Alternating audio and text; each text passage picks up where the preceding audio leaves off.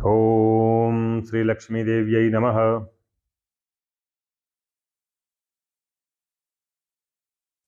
दीपावली व्यतीत हुई, सूर्य ग्रहण भी व्यतीत हो गया। बहुत सारे लोग इसमें यंत्र मंत्र तंत्र इत्यादि की सिद्धि किए होंगे। मैं आपको एक तथ्य बात बताने जा रहा हूं जो सर्वथा आपके लिए लाभकर है, सर्वथा आपके लिए लाभकर है। क्योंकि मैं नहीं कहता कि सब लोग आलसी हो गए हैं, लेकिन श्रम से घबराना और तात्कालिक लाभ प्राप्त करने की अति उग्र उत्कंठा होना, इससे व्यक्ति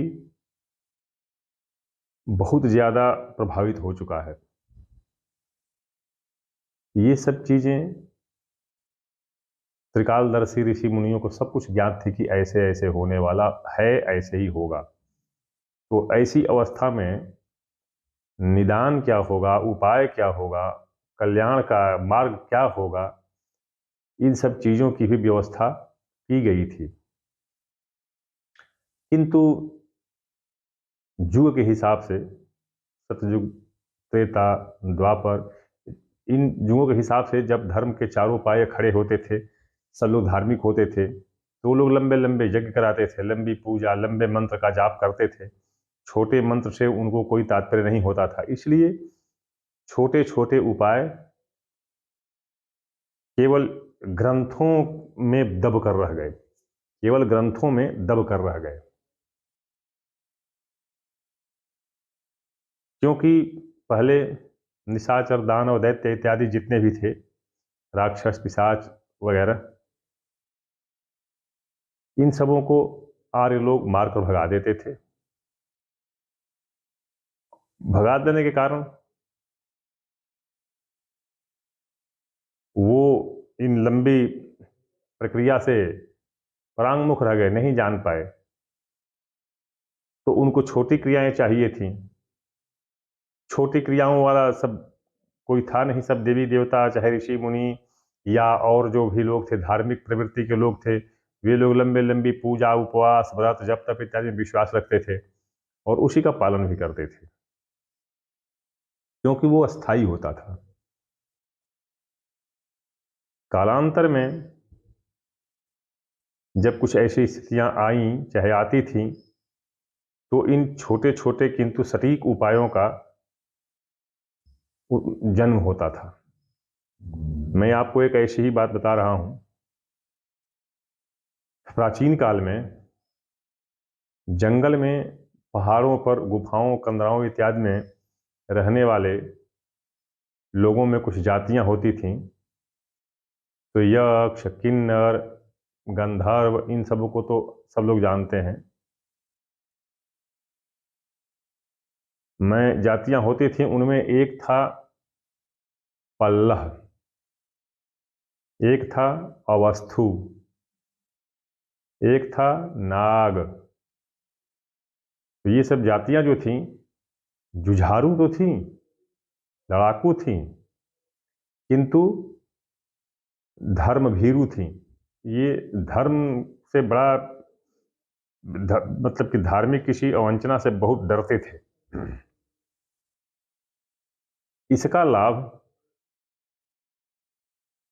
कुछ अन्य जातियों ने उठाया, जैसे किन्नर हुए, यक्ष हुए, ये सब बड़े चतुर, चतुर कहिए या दगाबाज कहिए, होते थे। तो इन लोगों ने क्या किया कि अवस्थु और पल्लह, इन दोनों जातियों को छोड़कर आप मिला लिया और छल पूर्वक नागों के संपत्तियों का अपहरण कर लिया।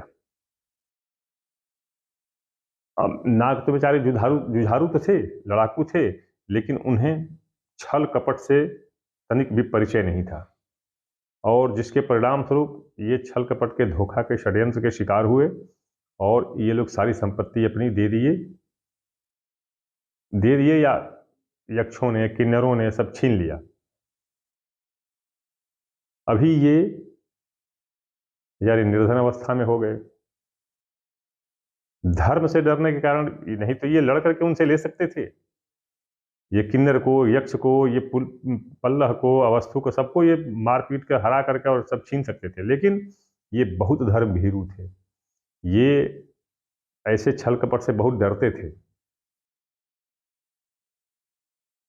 परिणाम क्या हुआ कि इनकी धार्मिक भीरुता को देख करके ऋषि विश्रवा, जो पुलस्त्य के लड़के थे, और जो, यद्यपि ये कथा है लेकिन फिर कभी अगर मौका मिला तो बताऊंगा, वो भगवान शिव की कृपा से अलकापति हो गए थे। तो विश्रवा को ये सब बात देखा उन्होंने, तो उनको बड़ा दुख हुआ।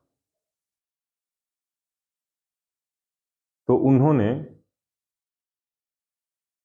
नागवंशीय, मतलब उनके, नाग मतलब आप सर्प मत समझिएगा, सर्प नहीं, नाग एक जाति होती थी।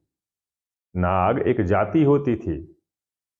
तो इन्होंने नागवंश के मुखिया को बुलाया और उन्होंने एक स्तुति प्रार्थना मंत्र, तो खैर क्या पर एक स्तुति एक प्रार्थना उन्होंने बताया और कहा कि तुम मेरे साथ बैठो,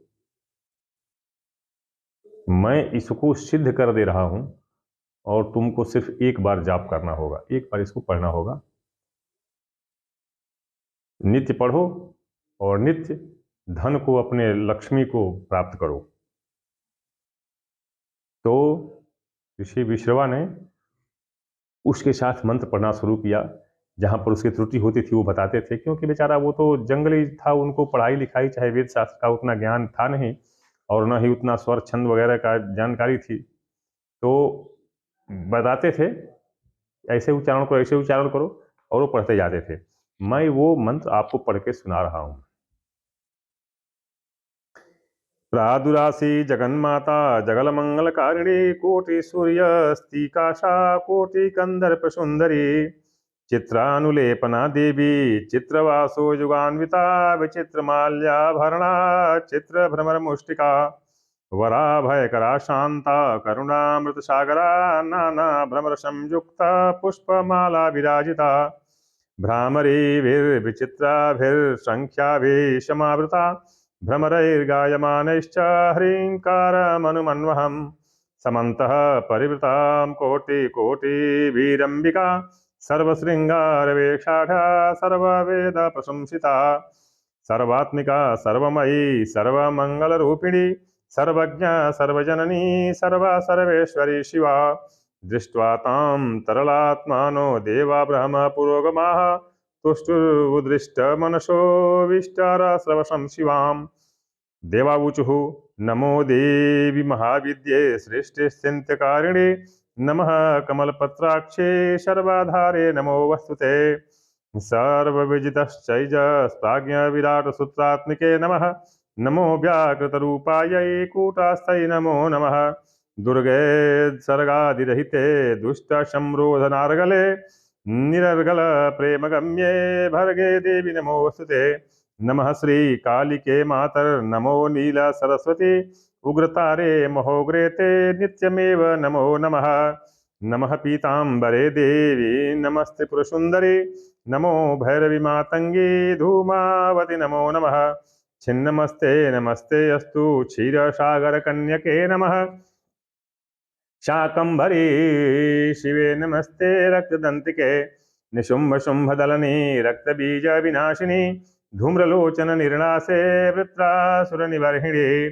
चंडमुंड प्रमथिनी दानवांत करे शिवे, नमस्ते विजये गंगे शारदे वेंकचानने, पृथ्वी रूपे दया रूपे तेजो रूपे नमो नमः, प्राण रूपे महारूपे भूत रूपे नमोस्तुते, विश्वमूर्ते दयामूर्ते धर्ममूर्ते नमो नमः, देवमूर्ते ज्योतिमूर्ते ज्ञानमूर्ते नमोस्तुते, गायत्री वरदे देवी सावित्री च सरस्वती, नमः स्वाहे स्वधे मातर दक्षिणे ते नमो नमः, नेति नेतीति वाक्यैर्या बोध्यते सकलागमैः, सर्वे प्रत्यक्षरूपान्तां भजामः परदेवतां, भ्रमरैर्वेष्टिता यस्यां मद्भ्रामरी या ततः स्मृता तस्यै देव्यै नमो नित्यं नित्यमेव नमो नमः।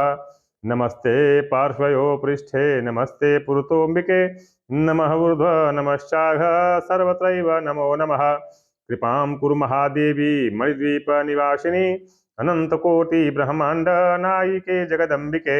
जय देवी जगन्मातर जय देवी परात्परम जय श्री भुवनेशानी जय सर्वोत्तमोत्तमे। कल्याण गुणरत्ना नामाकरे भुवनेश्वरी प्रसीद परमेशानि प्रसीद जगतोरुणे। श्रीनारायण उवाच इति देववचः श्रुत्वा प्रगल्भं मधुरं वचः उवाच जगदम्बा लक्ष्मी मत्ता कोकिलभाषिणी।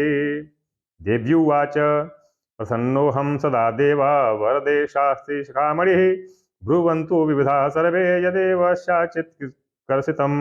देवी वाक्यं सुरा श्रुत्वा प्रोचुर्दुःखस्य कारणं दुष्टदैत्यस्य चरितं जगदवाचाकरं परम्।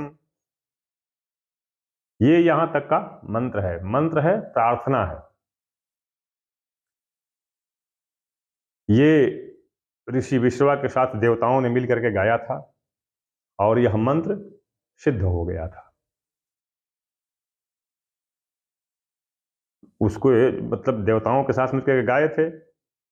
वो जो मुखिया था वो बैठ के सुना था,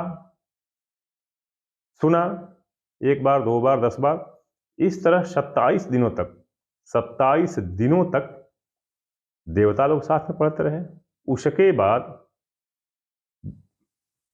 मतलब एक पूरा क्या कहते हैं ऋतु, 2 माह, 2 माह तक ऋषि विश्रवा उसके साथ बैठ करके पढ़ते रहे। फिर उसको लय बंध गई और वह इसको पढ़ने लगा। तो ये 2 ऋतु तो वैश्रवा शास्त्र है। उसके बाद वो 2 ऋतु तक पढ़ पढ़ करके और अपने को शुद्ध कर लिया, पढ़ाई शुद्ध कर लिया। उसके बाद माता लक्ष्मी आई और बोली कि तुम्हें क्या चाहिए। बेचारा वो त्रसित था, उसके मुंह से वाक्य नहीं निकल रहा था। वह बस इतना ही कह रहा था कि हमारा वो सब छीन ले गए, हमको धोखा दे दिए, छीन ले गए। क्या छीन ले गए? अब तो हमारे मणिमय रत्न वगैरह सब छीन ले गए। माता लक्ष्मी बोली कि जाओ, तुम्हारे घर बाहर अंदर शरीर सब कुछ हर जगह मणि रत्न उपस्थित रहेंगे।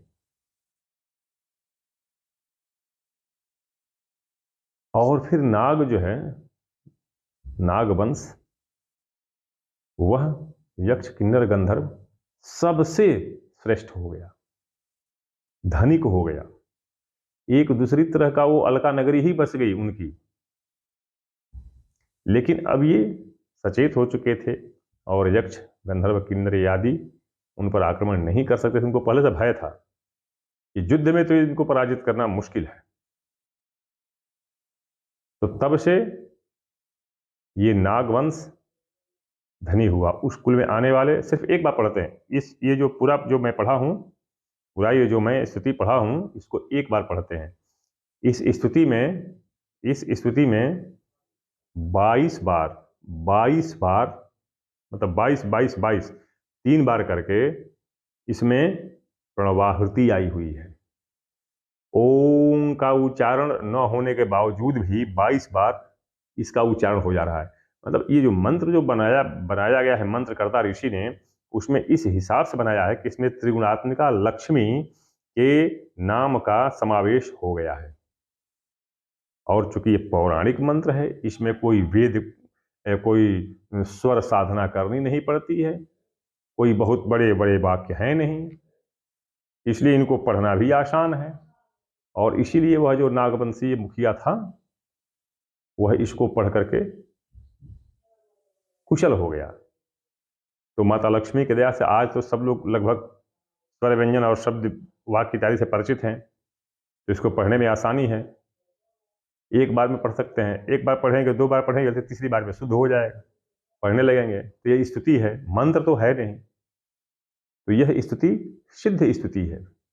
इसको महर्षि विश्रवा ने देवताओं के साथ सिद्ध करने के बाद फिर वो मुखिया को दिया था। यह सिद्ध तो खैर पहले से है ही। ये जब कभी ये इच्छा हो, इसको 27 बार पढ़िए और ये सिद्ध स्तुति हो जाएगी। मात्र इसको एक बार पढ़िए, माता लक्ष्मी की कृपा प्राप्त कीजिए। ये मैं प्रसंगवश, क्योंकि पीछे जो दीपावली गई है, लक्ष्मी माता का अवसर था, सब लोग सिद्ध किए होंगे। जो नहीं जानते होंगे उनके लिए मैंने बता दिया कि ये सिद्ध है और इसका उपयोग करें, इसका प्रयोग करें, इसका जाप करें, पढ़ें। देवी ने स्वयं कहा है कि हे वैश्रवण, हे देवी, हे देवताओं, तुम लोगों ने पाठ करके इसको सिद्ध कर दिया। यह एक बार के उच्चारण मात्र से ही मुझे प्रसन्न करने वाला होगा। एक बार के उच्चारण मतलब ये जो स्तुति है, एक बार पढ़ने से ही मुझे प्रसन्न कर देने वाला होगा। तो ये स्तुति मैं जो पढ़ा हूं, इसको वीडियो से आप सुन लीजिए। प्रयत्न करूंगा, मैं दावा नहीं करूंगा, प्रयत्न करूंगा कि इसको फेसबुक के भी पेज पर डालूं। कोशिश करूंगा, सफलता माता रानी के ऊपर है।